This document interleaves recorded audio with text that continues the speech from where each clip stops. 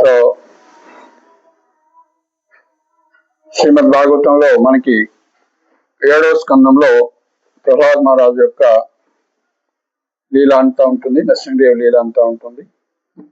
So 7వ స్కందంలో మనకి కరెంట్ వస్తే ఈ యొక్క భాగవత స్తోత్రరత్నమాల అన్న దాంట్లో ప్రహ్లాద్ మహారాజు యొక్క ప్రార్థనలు ఉంటాయి, భగవంతుని స్తుతిస్తున్నటువంటిది. మనం వస్తే చదువుదాం. సో లేకుంటే మనం మామూలు కథ చెప్పుకున్నాం. సో మనందరికి తెలిసినట్లు యదా యదా హి ధర్మస్య గ్లానిర్భవతి భారత అభ్యుత్థానమధర్మస్య తదాత్మానం సృజామ్యహం పరిత్రాణాయ సాధూనాం వినాశాయ సదుష్కృతాం ధర్మ సంస్థాపనార్థాయ సంభవామి యుగే యుగే అని చెప్పారు భగవంతుడు భగవద్గీతలో. పరిత్రాణాయ సాధూనాం యొక్క తన యొక్క భక్తులను రక్షించడం కోసం ఆయన ప్రధానంగా వస్తారని చెప్పారు. మరి అలాంటి ఉత్కృష్టమైనటువంటి భక్తులు ఎవరు?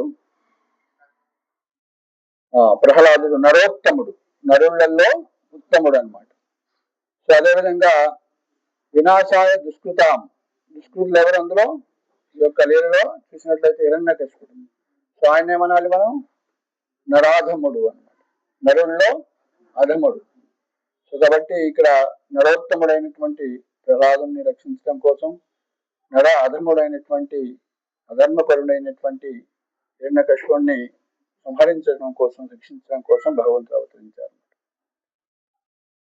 సో అయితే ఈ యొక్క లీలలో మనం చూసినట్లయితే మొదట భగవంతుడు హిరణ్యాక్షుణ్ణి, వాళ్ళ అన్న అయినటువంటి హిరణ్యాక్షుణ్ణి మొదట వధించినప్పుడు, తమ్ముడవుతాడు. హిరణ్యాక్షుని వధించినప్పుడు సో వరాహ అవతారంలో వచ్చి ఆయన హిరణ్యాక్షుని వధిస్తారు అన్నమాట. ఆ యొక్క హిరణ్యాక్షుడు చనిపోయిన తర్వాత అందరూ శోకంలో ఉంటారు. ఆ శోకంలో ఉన్నప్పుడు హిరణ్యకశిపుడు ఆత్మతత్వాన్ని బోధిస్తాడు. తన తల్లి, అదేవిధంగా హిరణ్యాక్షుడి యొక్క భార్యకి కూడా, వదనకి సో ఈ యొక్క ఆత్మతత్వాన్ని బోధిస్తాడు. మనం శరీరం కాదు ఆత్మ అని.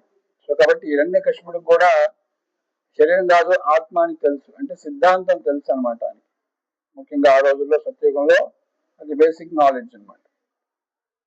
ఆ యొక్క జ్ఞానం ఉన్నప్పటికీ కూడా ఆచరణలో అది లేదనమాట. సో కాబట్టి దీని నుంచి మనం నేర్చుకోవాల్సింది ఏంటి?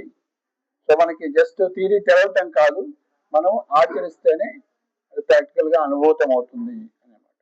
హిరణ్యకశిపుడు తెలుసు ఆత్మ ఎప్పుడు చనిపోదు, ఆత్మ శాశ్వతమైనటువంటిది అని ఆయన అన్ని ఎగ్జాంపుల్స్ అన్ని కూడా ఇచ్చి చెప్తూ ఉంటారు అన్నమాట.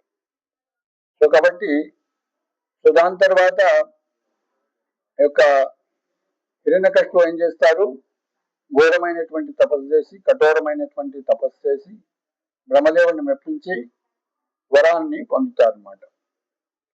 సో వరాన్ని పొంది, సో అప్పట్లోపు ఇక్కడ కయాదు ప్రహ్లాదు యొక్క తల్లి, ఆమె హిరణ్యకశిపుడు యొక్క భార్య గర్భవతిగా ఉంటుంది. అయితే దేవతలందరూ కూడా ఇప్పుడు ఆల్రెడీ హిరణ్యకశిపుడు ఎంతో పవర్ఫుల్ గా ఉన్నాడు, మళ్ళీ పుట్టబోయేటువంటి సంతానం కూడా వచ్చినట్లయితే ఇంకా పవర్ఫుల్ అవుతారు అనేసి ఏం చేస్తారు? ఆ యొక్క గర్భంలో ఉన్నటువంటి శిశువుని వధించడానికి ప్రయత్నిస్తారు. కానీ నారదముని రక్షిస్తాడనమాట. సో ఇది అధర్మము, ముఖ్యంగా ఒక స్త్రీని మీరు ఇలా వధించడం, ఇలా కిడ్నాప్ చేయటం అనేది ఎంతో అధర్మము, మీకు అపకీర్తి వస్తుంది అని రకరకాలుగా ఫైనల్ గా నారదముని దేవగురువు కాబట్టి ఆయన చెప్పినటువంటి విని సో ఆయన యొక్క కస్టడీలో, ఆయన యొక్క ఆధ్వర్యంలో ఉంచుకుంటారు అనమాట. సో ఆ విధంగా కయాదు నారదముని యొక్క ఆశ్రమంలో ఉంటుంది. సో ఆశ్రమంలో ఉన్నప్పుడు మరి ఆ కయాదుకి భాగవత ధర్మాన్ని బోధిస్తూ, ముఖ్యంగా శ్రీమద్ భాగవతాన్ని బోధిస్తూ సో ఉన్నప్పుడు ప్రహ్లాదు తల్లి గర్భంలోనే ఉండే ఆ యొక్క శిక్షణని, భాగవత ధర్మాన్ని వింటాడు, భక్తి గురించి వింటాడు, భక్తిని నేర్చుకుంటాడు అన్నమాట. సో కాబట్టి మనము చూస్తున్నట్లయితే ఈ రోజుల్లో భక్తి చేయటానికి చాలా కష్టంగా ఉంది అనుకుంటాం. అంటే ఇప్పుడు మోడర్న్ ఆధునిక జీవన విధానంలో భక్తి చేయటం చాలా కష్టం. సో దానికి కారణము మనం పొందినటువంటి విద్యా విధానం. మనందరం కూడా మైండ్ సెట్ చేసుకున్నాం, మనం అమెరికా పోవాలి, డబ్బులు సంపాదించాలి, ఇంజనీర్ కావాలి, డాక్టర్ కావాలి, అని ఇలాంటి మైండ్ సెట్ చేసుకున్నాం కాబట్టి మనందరం కూడా భక్తులు కాలేకపోతున్నాం. సో అలాంటప్పుడు మరి ఏం చేయాలి?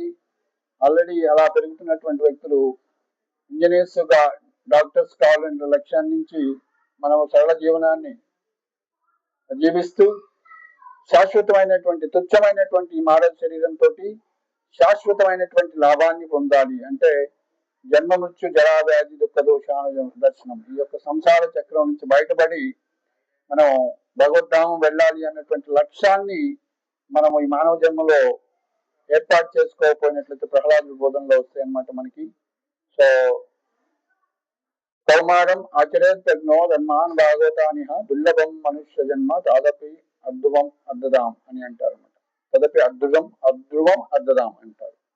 కౌమారం ఆచరేత్ ప్రజ్ఞో, తెలివి కల్లవాడు చిన్నప్పటి నుంచే ఈ యొక్క భాగవత ధర్మాన్ని ఆచరించాలి. ఎందుకయ్యా అంటే దుర్లభం మానుష జన్మ, వెరీ రేర్. 84 లక్షల యోనుల్లో మరి 4 లక్షల యోనులే యొక్క మానవ జీవితం అన్నమాట. మనం ఎన్నిసార్లు చెప్పుకున్నవన్నీ కూడా. సో అందులో కూడా సంస్కరించబడిన వారు, అదేవిధంగా సంస్కారం లేని వారు ఉన్నారన్నమాట. సివిలైజ్డ్ అండ్ అన్సివిలైజ్డ్ పీపుల్ అన్నమాట. సో అందులో సివిలైజ్డ్ పీపుల్ ఏమంటారు? వర్ణాశ్రమ ధర్మాన్ని పాటించే వాళ్ళని సివిలైజ్డ్ పీపుల్ అంటారు అన్నమాట. సో అందుకే చైతన్య మహాప్రభు దక్షిణ భారతదేశంలో కొవ్వూరు వచ్చినప్పుడు, యొక్క రాజమండ్రి కొవ్వూరు వచ్చినప్పుడు రాయ రామానంద చైతన్య మహాప్రభు సంవాదంలో మొదటి ప్రశ్న, అయ్యా మానవ జీవితం యొక్క లక్ష్యం ఏంటి అంటారు. సో అప్పుడు చైతన్య రాయ రామానంద చెప్తారు, మానవుడు అనిపించుకోవాలంటే వర్ణాశ్రమ విధానాన్ని పాటించాలి. బ్రాహ్మణుడిగా, క్షత్రుడిగా, వైశ్యుడిగా, శూద్రుడిగా, బ్రహ్మచారిగా, గృహస్థుగా, వానప్రస్థ, సన్యాసిగా, విధంగా దైవ వర్ణాశ్రమాన్ని పాటించాలి. అలా వర్ణాశ్రమాన్ని పాటించినట్లయితే మానవుడు అనిపించుకోవటానికి కూడా అర్హత లేదనమాట. సో ముఖ్యంగా 7వ స్కందంలోనే 11వ అధ్యాయంలో నారదుముని ధర్మరాజుకు బోధిస్తున్నాడు. మానవుడు అంటే 33 లక్షణాలు ఉండాలి అని చెప్పారు అనమాట. సో అందులో మొదటి లక్ష్యము సత్యం, దయ, తపో, శౌచం. ఈ 4 రూల్సే వస్తాయి అన్నమాట. మొదటి 4 సత్యాన్ని, ధర్మాన్ని, అంటే ధర్మాన్ని పాటించడం అనమాట. సత్యం, దయ, తపస్సు, శౌచం అని వస్తాయి. తర్వాత నవేద భక్తి మార్గాలు శ్రవణం, కీర్తనం, విష్ణు స్మరణం, పాద సేవనం, అర్చనం, వందనం, దాస్యం, సాఖ్యం, ఆత్మనివేదం. అంటే మానవుడికే ఈ లక్షణాలు ఉన్నాయి. బ్రాహ్మణుడికి కాదు, క్షత్రుడి కాదు, వైశ్యుడి కాదు, శూద్రుడి కాదు. సో ఇంకా బ్రాహ్మణుడికి కావాలంటే మళ్ళీ బ్రాహ్మణుడికి ఉన్నటువంటి సమోదమ, తపో, శౌచం ఇవన్నీ కూడా 9 ఎక్స్ట్రా క్వాలిటీస్. అంటే 33 ప్లస్ ఆ విధంగా బ్రాహ్మణుడిగా లేదా క్షత్రుడిగా లేదా వైశ్యుడిగా ఈ విధంగా క్వాలిటీస్ రావాలి. సో కాబట్టి మానవ జన్మ దుర్లభం మానుష్య జన్మ. కౌమారం ఆచరేత్ ప్రజ్ఞో ధర్మాన్ భాగవతానిహ దుర్లభం మానుష్య జన్మ తదపి అధ్రువం. అయ్యా నాకు మానవ జన్మ వచ్చింది, నేను సక్సెస్ అయినా అంటే గ్యారెంటీ లేదనమాట. సో మరి నేను 100 సంవత్సరాలు బతుకుతా అంటే గ్యారెంటీ ఉందా అంటే ఎవరికి గ్యారెంటీ లేదు. కానీ మనం ఒక భ్రమలో ఉన్నాం. ధర్మరాజుని అడుగుతారనమాట. యొక్క యమధర్మరాజు అడుగుతారు, అయ్యా ఈ లోకంలో ఉన్నటువంటి ఆశ్చర్యకరమైనటువంటి విషయం ఏంటి అని అడుగుతారు. భౌతిక లోకంలో ఆశ్చర్యకరమైనది ఏంటి? సో సో ప్రతి నిమిషం కూడా మనం చూస్తుంటాం. ప్రతి ఒక్కరూ నిజంగా చనిపోతూ యమలోకానికి వెళ్తూ ఉన్నారు. కానీ నేను మాత్రం చనిపోను, నేను మాత్రం యమలోకం పోను అన్నటువంటి ఆశతో ఉంటాను. నేను చనిపోను అన్నటువంటి. మన అందరం కూడా ఒకరోజు ఈ శరీరాన్ని వదిలిపెట్టాల్సిందే అనమాట. అంటే మనం ఈ శరీరాన్ని వదిలిపెట్టక ముందే మనం ఈ యొక్క ఆత్మ సాక్షాత్కారం అనేది పొందాలి. మన శరీరం కాదు ఆత్మ అన్నటువంటి.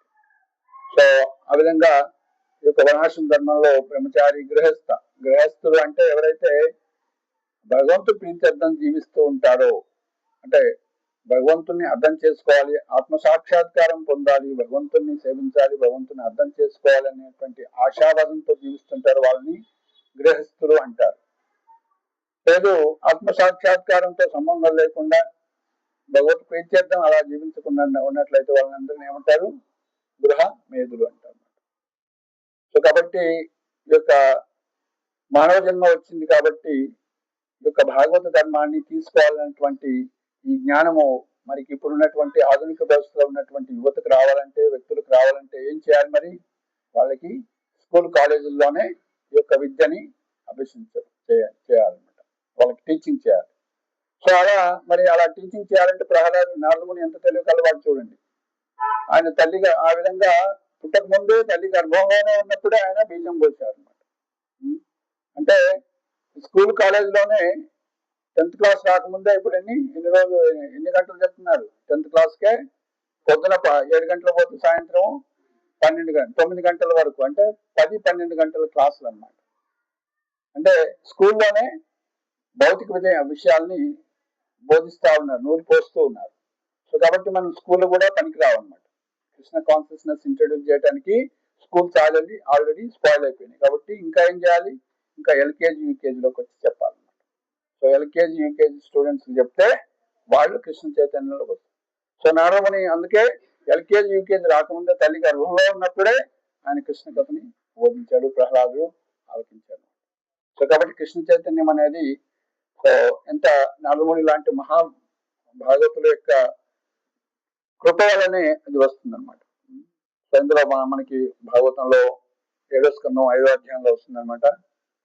సో మహాభాగవతుల యొక్క పాదధూళిని మనం స్వీకరించందే, సో వాళ్ళకి శరణాగతి కాందే, వాళ్ళ కృప లేదే మనము ఈ యొక్క సంసార చక్రం నుంచి బయటపడటం చాలా కష్టం. సో కాబట్టి నారదముని లాంటి మహాత్ముడి యొక్క మార్గదర్శకత్వంలో మనం వెళ్ళాలన్నమాట, ముందుకు పోవాలి. సో ఆ విధంగా హిరణ్యకశిపుడు తపస్సు చేసి అనేకమైనటువంటి వరాలను పొంది ఎంతో శక్తి సంపన్నుడై వస్తాడు. వచ్చిన తర్వాత ఈ యొక్క బ్రాహ్మణులని, గోవులని, దేవతల్ని హింసించడం మొదలు పెడతారనమాట. ముఖ్యంగా ముల్లోకాలకి అధిపతి కూడా అయిపోతారనమాట. సో ఆయన యొక్క కనురెప్పతోటే అందరూ దేవతలు కూడా భయపడి వాళ్ళ యొక్క కార్యాలు చేస్తూ ఉన్నారు. సో ముల్లోకాలు కూడా వణికిపోతున్నాయి అన్నమాట. సో అలాంటి పరిస్థితుల్లో ప్రహ్లాదు మాత్రం ఆయన పెద్దవాడై గురుకులానికి పంపినప్పుడు, సో శుక్రాచార్య యొక్క 2 పుత్రులు ఉంటారు. సో వాళ్ళిద్దరు చంద, అమర్క. సో వాళ్ళిద్దరూ రోజు బోధిస్తూ ఉంటారు. రాజనీతి, అర్థశాస్త్రం, ఇవన్నీ కూడా సామాజిక శాస్త్రం ఇవన్నీ కూడా బోధిస్తుంటారు. కానీ ప్రహ్లాదుడికి అవన్నీ ఆల్రెడీ తెలుసు అనమాట. శ్రీమద్ భాగవతాన్ని ఎవరైతే చదువుతారో వాళ్ళకి అని తెలిసినట్టే. యస్మిన్ విజ్ఞాతే సర్వమేవం విజ్ఞాతం భవతి అని అంటారు. అంటే కృష్ణుని మనం తెలుసుకుంటే మనకి ఇంకా అన్ని తెలిసినట్లే, ఇంకా తెలుసుకోవటానికి అంటూ ఏముండదు. ఎందుకంటే కృష్ణుడే ఈ యొక్క ముల్లోకాలకి యొక్క బ్రహ్మాండాలు అన్నిటికీ కూడా మూలం అన్నమాట. సో ఆ విధంగా ప్రహ్లాదుడికి బోధించినప్పుడు ప్రహ్లాదుడు వాడిని నిర్లిప్తగా ఉంటాడు. అంటే వాటి గురించి కాన్సన్ట్రేషన్ ఎక్కడ కూడా అక్కడ చేయట్లేదు ఆయన. సో కొన్ని రోజుల తర్వాత ప్రహ్లాదుని తీసుకొస్తారు. ప్రహ్లాదు నువ్వు ఏం నేర్చుకున్నావు, మంచిగా ఏం నేర్చుకున్నావు చెప్పు అని హిరణ్యకశిపుడు అడిగినప్పుడు, సో అన్నిటికన్నా గొప్పది ముఖ్యంగా ఎవరికైతే భౌతిక ఆసక్తి ఉంటుందో, ఈ లోకంలో భోగించాలని ప్రయత్నిస్తుంటారో వాళ్ళు కృష్ణ భక్తిని స్వీకరించలేరు అని అంటారన్నమాట. వాళ్ళ యొక్క మతిలో కృష్ణుడు స్ఫురించడు. స్వతహ పరతోవ వాళ్ళు ప్రయత్నించరు. ప్లస్ ఎవరైనా చెప్పినా కూడా భోగైశ్వర్య ప్రసక్తానాం తయాపహృత చేతసాం, భగవంతుడు కూడా భగవద్గీతలో చెప్పారనమాట. సో ఈ యొక్క భౌతిక లోకంలో భోగ ఐశ్వర్యాల యొక్క ఆసక్తి ఉన్నటువంటి వ్యక్తికి స్వతహా గాని స్వయంగా గాని లేదా ఎవరైనా బోధించినా కూడా వాళ్ళ కృష్ణ భక్తి మతిర్న కృష్ణే స్వతహ పరతోవ, మతిర్న కృష్ణ వాళ్ళ యొక్క మతి కృష్ణ చైతన్యంలోకి రాదు, కృష్ణుడిని స్మరించలేరు. సో ఇక్కడ మతిర్న కృష్ణే, అక్కడ ప్రహ్లాదుడు యూజ్ చేసినటువంటి వర్డ్ ఏంటి? కృష్ణ అంటున్నారు అనమాట. అంటే కృష్ణ అంటే కృష్ణ భక్తి అని, ఈ యొక్క భాగవత ధర్మం అని సంపూర్ణంగా. ప్లస్ రెండోది సాక్షాత్తు అక్కడ కృష్ణుడే అని. సో మనం అనుకుంటాం కృష్ణుడు అంటే ఇంకేదో నరసింహస్వామి కార్యం అనుకుంటాం. కృష్ణుడు అంటే అన్ని అవతారాలకు మూలం అనమాట. ప్రహ్లాదుడు కూడా స్వామి అవతరించక ముందే కృష్ణుడు యొక్క వర్డ్ ఇక్కడ యూజ్ చేశారనమాట. సో శీల ప్రభుపాదుల వారు మన అందరూ కూడా ఎంత క్లారిటీ ఇచ్చారు. ఎప్పుడైతే నువ్వు కృష్ణ అంటావో అందులో ఆల్రెడీ రామ అన్నది ఇమిడి ఉంటుంది, అన్ని అవతారాలు కూడా ఉంటాయి అని ఎన్నోసార్లు మనకి చెప్పుకున్నాం మన ఫిలాసఫీలో. సో కాబట్టి ఈ విధంగా ప్రహ్లాదుడు చెప్తాడనమాట. అప్పుడు హిరణ్యకశిపుడికి డౌట్ వస్తుంది, ఏమయ్యా మీరు మంచిగా బోధించమని చెప్తే ఇలాంటివన్నీ బోధిస్తూ తీసుకొస్తున్నారు అంటే ఆయన చెప్తారు, అయ్యా మేము బోధించలేదు, లేదా వేరే వాళ్ళు ఎవరి నుంచి కూడా బోధించలేదు, ఆయనకి స్వతహాగా ఉన్నటువంటిది ఇదంతా అని చెప్తారు. లేదు ఈసారి మంచి ట్రైనింగ్ తీసుకురండి అంటారు. సో మళ్ళీ తీసుకెళ్తారు. అక్కడ ప్రహ్లాదుడు మళ్ళీ, సో ఈసారి ప్రహ్లాదుడు తన ఒక్కడే భక్తుడు కాకుండా తన తోటి దానవ మిత్రులందరూ కూడా కృష్ణ కాన్షియస్నెస్ బోధిస్తారు. సో అప్పుడు వాళ్ళకి ఇంకా డౌట్ వచ్చింది అనమాట, ఇక నేనుతో ఉంటే మన ఆశ్రమమే స్పాయిల్ అయిపోతుంది అనేసి వచ్చి హిరణ్యకశిపుడు కంప్లైంట్ చేస్తారు. హిరణ్యకశిపుడు మళ్ళీ పిలిపించి ఏం నేర్చుకున్నావు అంటే, శబనం కీర్తనం విష్ణు స్మరణం పాదసేవనం అర్చనం వందనం దాస్యం సాఖ్యం ఆత్మనివేదం, ఈ విధంగా నవవిధ భక్తి మార్గాలు చేయాలి, లేకుంటే మానవ జన్మ వృధా అని చెప్తారు అనమాట. సో అప్పుడు హిరణ్యకశిపుడు కోపం వస్తుంది అనమాట, నీకు ఈ హరిభక్తి అంతా ఎవరు చెప్తున్నారు అనేసి ఎన్నో రకాలుగా ప్రయత్నిస్తాడు ఆయన హరిభక్తిని మాన్పించడానికి, కానీ ఆయన వల్ల కాలేదనమాట. సో చివరిగా అంతిమ పరిష్కారంగా ఆయన్ని అన్ని రకాలుగా వధించటానికి అంటే శత్రువు అయిపోయాడు అనమాట. చూడండి, కృష్ణ కాన్షియస్నెస్ లోకి వస్తుంటే సొంత తల్లిదండ్రులే, ముఖ్యంగా హిరణ్యకశిపుడు ఎవరు సొంత తండ్రి అయినప్పుడు కూడా సో ఆయన వధించడానికి కూడా వెనుతిరగలేదన్నమాట. సో కాబట్టి అసుర ప్రవృత్తి ఉన్నటువంటి వాళ్ళ యొక్క స్వభావం అది. ముఖ్యంగా కలియుగంలో చూసినట్లయితే తల్లి గర్భంలోనే శిశువుని వధించేటువంటి కిరాతులు ఉన్నారు అని చెప్పవచ్చు, దయాహీనులు ఉన్నారని చెప్పవచ్చు. అంటే భోగైశ్వర్య ఇంద్రియ తృప్తి కావాలన్నటువంటి ఎంత ఆసక్తి ఉందో, ఎంత అజ్ఞానంలో ఉన్నామో మనం అర్థం చేసుకోవచ్చు. సో అలాంటి అజ్ఞానం నుంచి బయటపడాలంటే యొక్క మహాత్ముల యొక్క కృప అనేది ఎంతో అవసరం.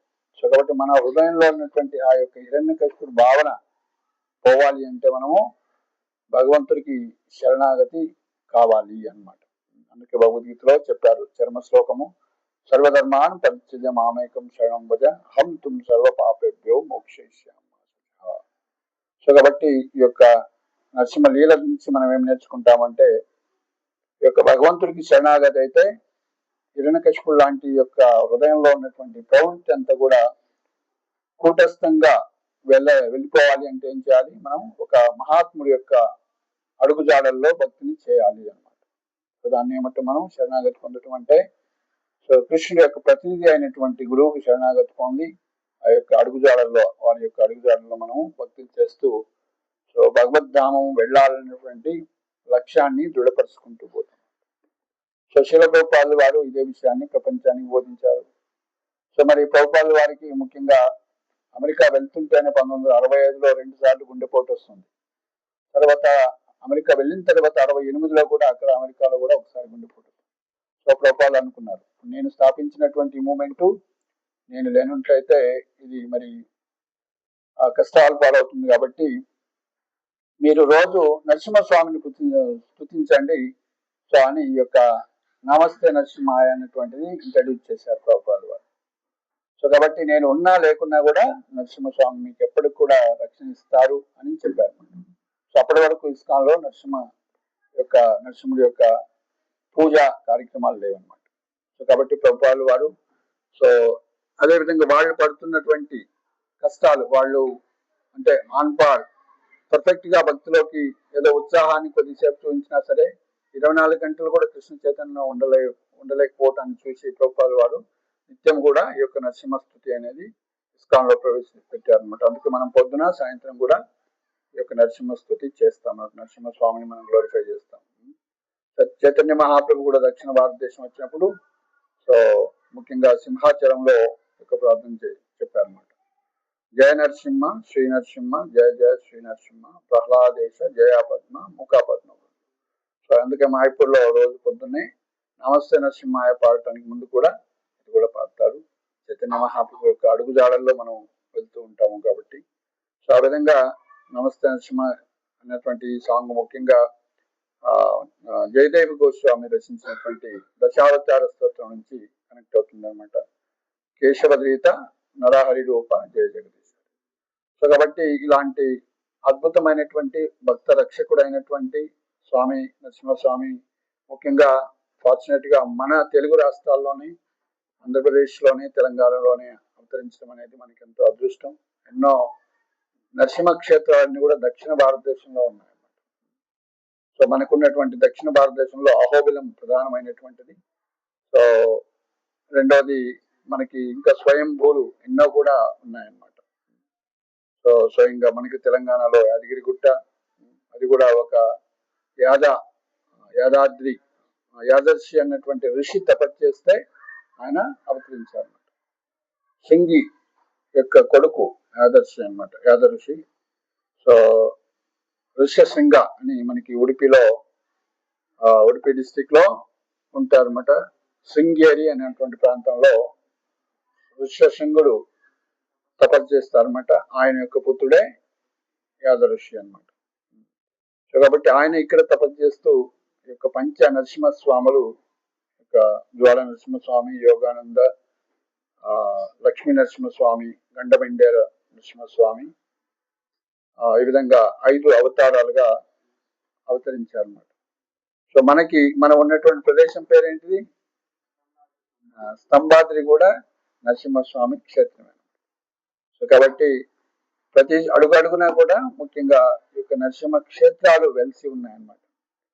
అంటే మనం భగవంతుణ్ణి ప్రార్థించి మరి కృష్ణ భక్తి, హరే కృష్ణ కృష్ణ కృష్ణ హరే హరే, హరే రామ రామ రామ హరే, హరినామం చేస్తే మరి కృష్ణుడు రక్షిస్తాడు. మళ్ళీ నరసింహస్వామిని ఎందుకు స్తుతించాలి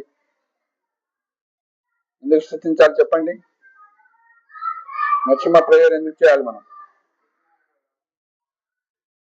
హరే కృష్ణ కృష్ణ కృష్ణ హరే హరే, హరే రామ రామ. అది ఆన్ చేసుకోండి. హరే కృష్ణ వీడియో ఆన్ చేసుకోండి. ఆన్ చేసుకుందా? హరే కృష్ణ కృష్ణ కృష్ణ హరే హరే, హరే రామ రామ. సౌండ్ సరిగ్గా రావట్లేదు, కొంచెం పెట్టండి. అవునా, కరెంటే డిమ్ అవుతుంది. ఓకే. సో కాబట్టి మరి నరసింహస్వామిని ఎందుకు ప్రార్థించాలి అంటే, నరసింహస్వామి ముఖ్యంగా రక్షణ అనేది చేస్తారు అన్నమాట. ముఖ్యంగా భక్తులను రక్షించడానికి వచ్చారు కాబట్టి మనం నరసింహస్వామిని స్తుతిస్తాం. సో మనకి అలా మాయాపూర్లో ఇన్సిడెంట్స్ 1984లో జరిగినటువంటి ఇన్సిడెంట్, 30 మంది రాక్షసులు అంటే డెకాయిడ్స్ అంటాం కదా. సో వాళ్ళు వచ్చి అంతకుముందు ఎన్నోసార్లు కూడా అటాక్ చేశారు. 1984లో జరిగినటువంటి ఇన్సిడెంట్ లో విగ్రహాలను తీసుకెళ్ళటానికి ప్రయత్నించినప్పుడు సో వాళ్ళు అక్కడ అఫ్ కోర్స్ అవన్నీ కూడా గోల్డ్ అనుకొని వాళ్ళు విగ్రహాన్ని దొంగిలించడానికి వచ్చారన్నమాట. సో ఆ విధంగా భక్తుల మీద దాడులు చేయటం, అదేవిధంగా అన్ని జరిగిన ఇన్సిడెంట్లు. శ్రీల భక్తి రాఘవ స్వామి మహారాజ్, రాఘవ పండిట్ అప్పుడు ఆయన పేరు. సో హరే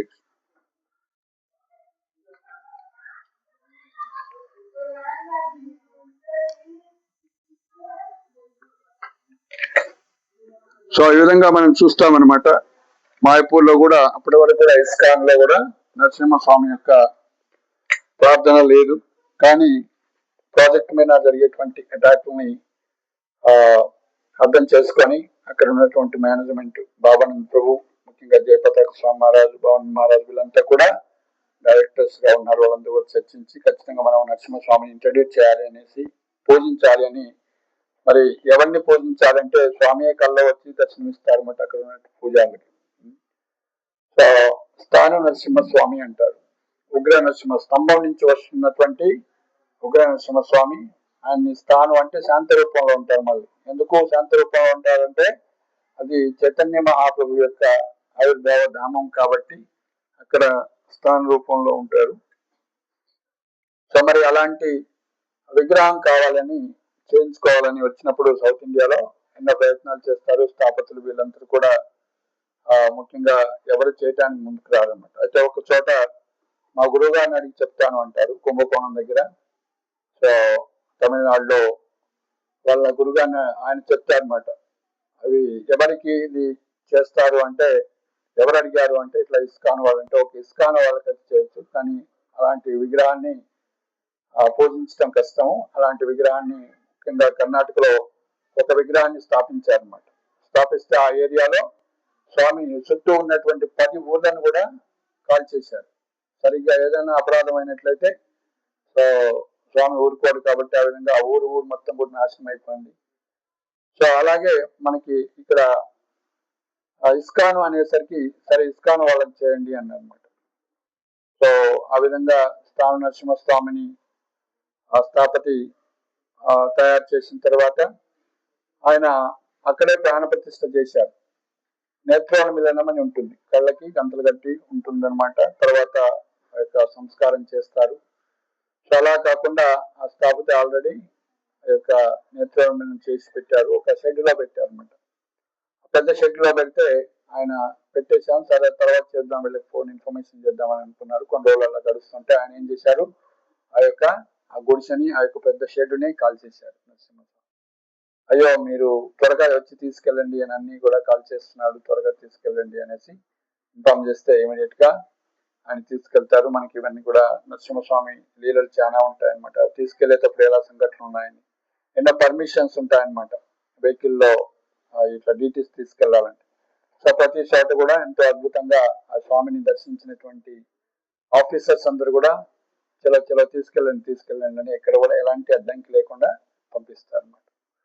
సో లారీలో మొత్తం కూడా స్వామిని పెట్టేసి ఇసుక పోసి సో ఆ విధంగా తీసుకెళ్తారు కదలకుండా.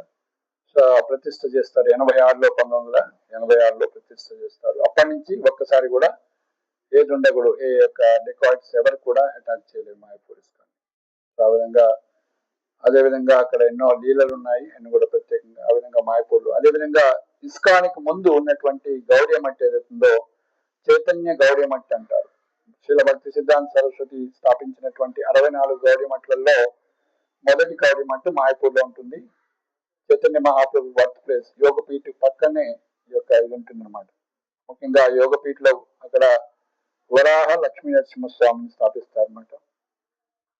సో ఆ విధంగా ఆ చైతన్య అది గౌడీ మట్టికి కానీ ఇస్కానికి కానీ భక్తులకు ఎవరికైనా సరే ఈ సంస్థకైనా కూడా రక్షకుడు నరసింహస్వామి కాబట్టి ముఖ్యంగా ఆ రూపంలో ఆయన రక్షణ చేస్తారు కాబట్టి భక్తులకి.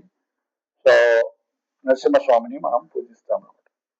సో అదేవిధంగా మనకి అహోబిలంలో చూసినట్లయితే నవ నరసింహస్వామి, ఎవరైతే ఉదాహరణకి చాలా మంది ఈ దోషం ఉంది, ఆ దోషం ఉంది, ఈ గ్రహ దోషం ఉంది అని పూజలు చేసుకుంటుంటారు కదా.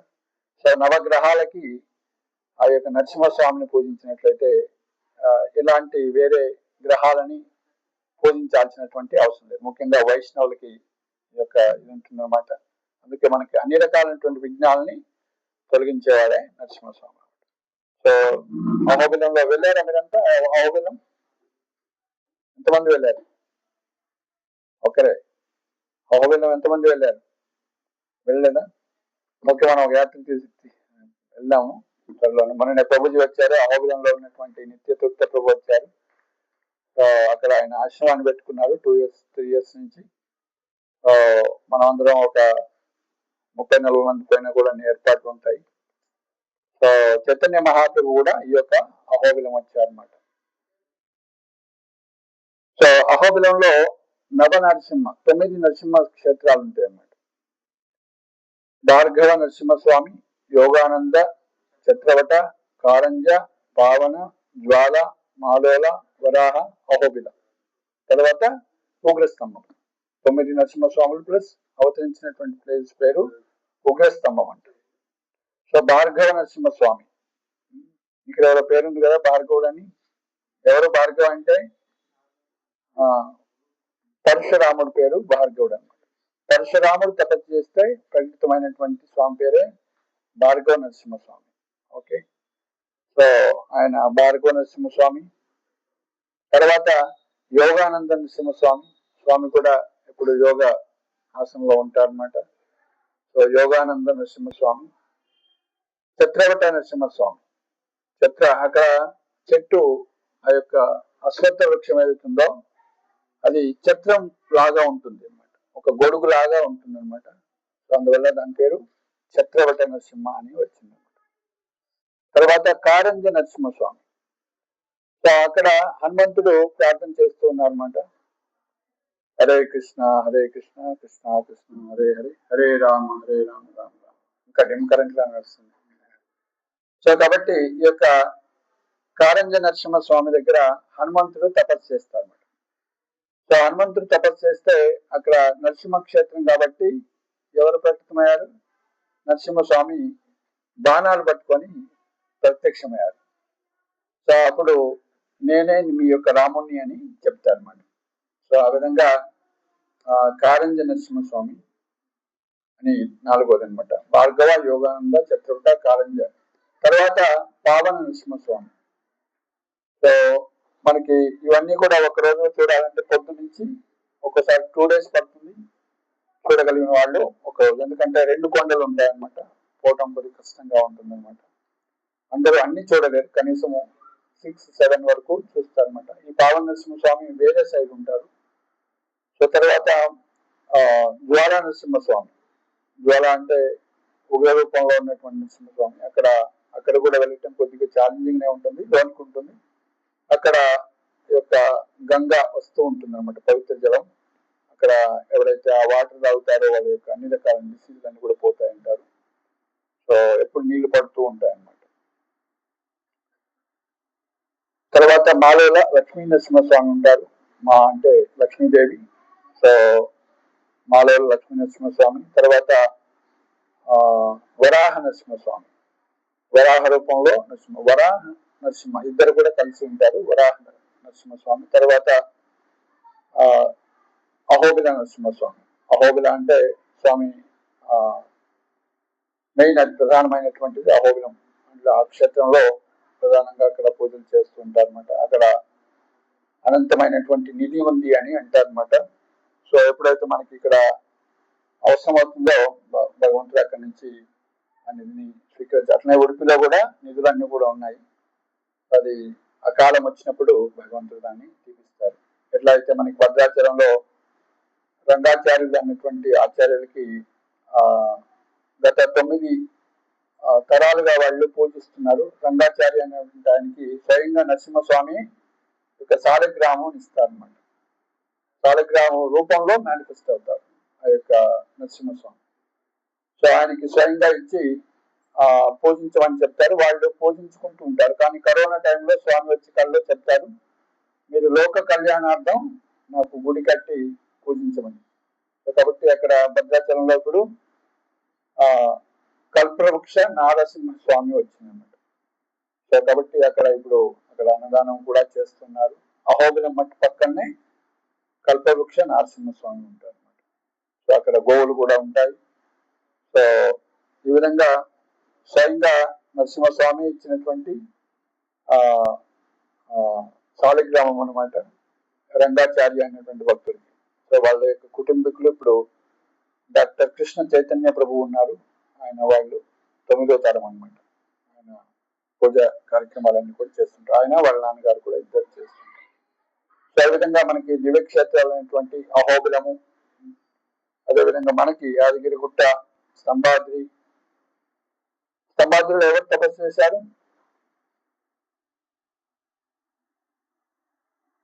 మౌద్గల్య ఋషి. మౌద్గల్య ఋషి తపస్సు చేస్తే ముద్గల ఋషి లేదా మౌద్గల్య ఋషి అంటారు. సో అందుకే ఆ నది పేరేంటి? మున్నేరు నది. మున్నేరు నది ఒడ్డున మౌద్గల్య ఋషి తపస్సు చేశారు కాబట్టి సో ఆ విధంగా ఆయన స్వామి అవతరించారు. సో ఆ విధంగా ఎన్నో క్షేత్రాల్లో మనకి ఇంకా వేదాద్రి ఉంది. ఋషుల యొక్క తపస్సును మెచ్చి భగవంతుడు అక్కడ నీటిలో సాలగ్రామ రూపంలో ఉంటారు. కొండ మీద మళ్ళీ యోగానంద నరసింహస్వామి ఉంటారు, జ్వాలా నరసింహస్వామి ఉంటారు. 3-4 రూపాల్లో అక్కడ కూడా ఉన్నారు అన్నమాట వేదాద్రి. సో ఇక్కడ మనకి పంచ నరసింహ క్షేత్రాలు ఉన్నాయి. మట్టపల్లి, వేదాద్రి, ఇంకా ఇక్కడ మనకి ఇంకొకటి ఉంటుంది, మిర్యాలగూడ దగ్గర ఉంటుంది ఒకటి, మట్టపల్లి అని. సో మిర్యాలగూడ దగ్గర ఇంకా దగ్గరలో ఉంటుంది మట్టపల్లి. వాడపల్లి, మట్టపల్లి. సో వేదాద్రి. సో అట్లా మనకి 5 నరసింహ క్షేత్రాలు. ఇవి పంచ నరసింహ క్షేత్రాలు. ఎట్లయితే పంచారామాలు అంటారో శివక్షేత్రాలు, ఇక్కడ పంచ నరసింహ క్షేత్రాలు ఉన్నాయి.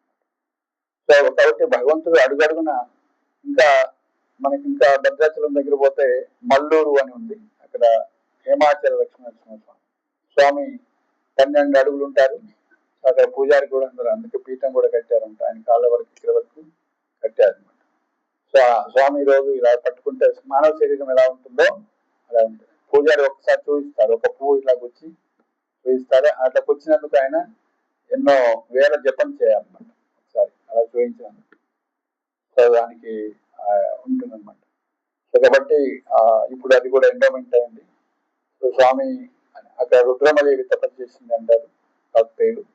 సో మనకి అడుగడుగునా కూడా ధామాలు ఉన్నాయి. సో మన అలాంటి ఆస్తిక భావజాలము పెంపొందించుకోవాలంటే సద్గురువుల యొక్క ఆశ్రయంలో మనం భక్తి సాధన చేయాలన్నమాట.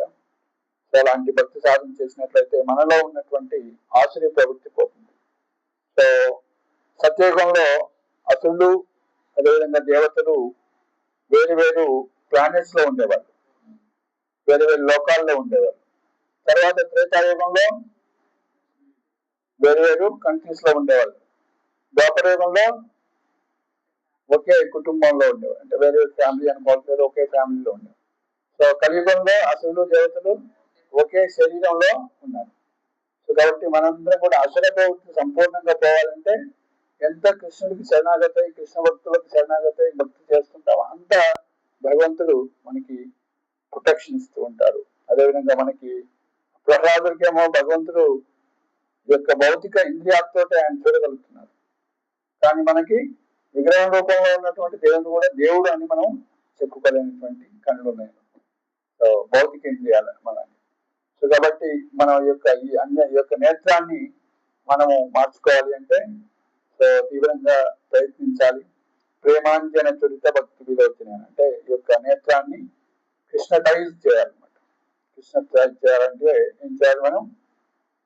హరే కృష్ణ కృష్ణ కృష్ణ హరే హరే, హరే రామ రామ రామ సాధన భక్తి చేయాలి. ఇప్పుడు మనం అందరం కూడా ప్రహ్లాదులాగా నిష్ఠాభక్తి లేదు మనకి, అంత దృఢభక్తి లేదన్నమాట. అదేవిధంగా దృఢ శ్రద్ధ కూడా లేదు మనకి. సో కాబట్టి అలాంటి దృఢ శ్రద్ధ రావాలన్నా, నిష్ఠాభక్తి రావాలన్నా ఏం చేయాలి? ప్రహ్లాదుడి యొక్క అడుగుజాడల్లో మనం పయనించాలి. అందుకే మహాజనులు అంటారు, మహాజనీయను సగత పంత అని చెప్తారు. ఈ యొక్క మహాజనుల యొక్క అడుగుజాడల్లో మనం నడిచినట్లయితే కుంతి మహారాణి, భీష్మదేవుడు వీళ్ళందరూ కూడా రాసినటువంటి ప్రార్థనలు మనకి భాగవత స్తోత్రమాలని భాగవతంలో ఉన్నటువంటి యొక్క ఆచార్య అంటే గొప్ప ప్రేయర్స్ అన్ని కూడా ఇందులో ఏమింప చేశారు. ఇంకా మనకి తిరుపతి డివోటీస్ అదేవిధంగా ఇక్కడ మనకి రమాదేవి అందరూ కలిసి రాశారనమాట. మన దగ్గర ఎక్కడ ఉన్నాయి. ఇప్పుడు మన ప్రహ్లాదులు ఏం చెప్తున్నారో ఒకసారి ప్రేయర్స్ చూద్దాము, తీసుకోండి అందరికి ఇవ్వండి. సో ప్రహ్లాదులు కలికర్మంలో ఏం నేర్చుకున్నారో సపరేట్ అధ్యాయం ఉంది. అదేవిధంగా మన భగవంతుడు అవతరించిన తర్వాత ప్రహ్లాదుడు దేవతలందరూ కూడా దగ్గర కూడా రాలేకపోతారు అనమాట. సో ఎవరు ముందుకు వెళ్ళట్లేదు, లక్ష్మీదేవి కూడా స్వయంగా రాలేకపోతుంది. సో అప్పుడు బ్రహ్మదేవుడు చెప్తారన్నమాట, ప్రహ్లాద నీకోసం వచ్చాడు కాబట్టి నువ్వు వెళితేనే భగవంతుడు శాంతపడతాడు అని సో ప్రహ్లాదుని పంపిస్తారన్నమాట. సో శ్రీమద్ భాగవతము 7వ స్కందము ఎన్నో పేజీ ప్రభు? పేజీ నెంబర్ ఒకటి లేదా మీకు? 53 53. 7వ స్కందము 9వ అధ్యాయం 8 శ్లోకం నుండి 50 శ్లోకాలు. 7.9.8 to 50.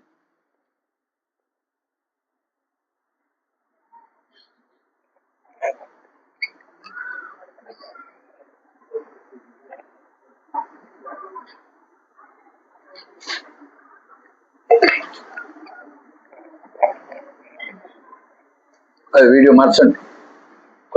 హరే కృష్ణ.